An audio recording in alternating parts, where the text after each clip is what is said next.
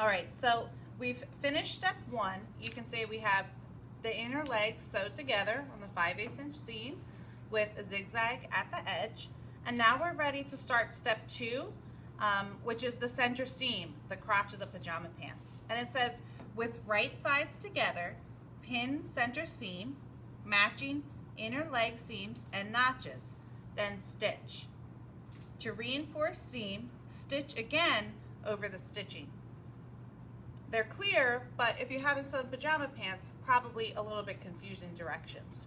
So to break it down, once you have your inner legs sewed, you want to take them over to the iron to iron this seam flat. And I actually have already ironed it, so I'm just going to show you how you lay it up.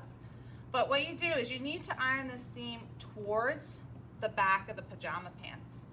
What you do on the ironing board, you open up the pajama pants, and whatever's the bigger side, remember that's the back of the pants. So you just press this seam down so that it lays flat towards the back of the pants. Now, to line up the center seam, we have our two legs, so here's the other one. And this leg I'm going to put face up, and this is going to be our center seam right here. Now, since we always sew inside out with our right sides together, the other leg goes right on top of this one. And it should match perfectly because we're matching the same exact pieces. So what you want to do is match and then pin this U, which is the center seam. Like I said, they're gonna match pretty perfectly. So I usually start by matching the notches and putting the pins in, pointing to the center. Okay, pull this up here so I know it's perfectly lined up.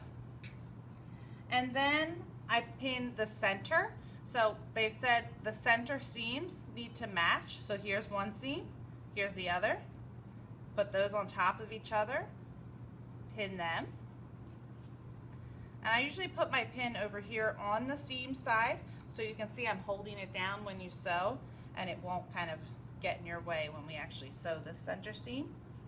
And now it's pretty much lined up. I'm just going to put in a couple more pins to keep things from moving. Remember, you don't need a million pins, just enough to keep your work from sliding apart while you're on the machine.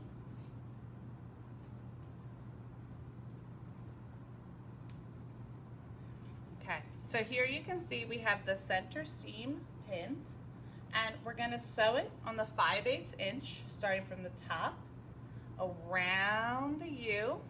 You sew right over this center seam here. Just go slow because it's a little extra thick. Back up to the top with a back stitch at the end. That'll be the first line of stitching. And then we sew again right on top of that. In the next video, I'll go ahead and sew this center seam so that you can see kind of how to steer around the curve area.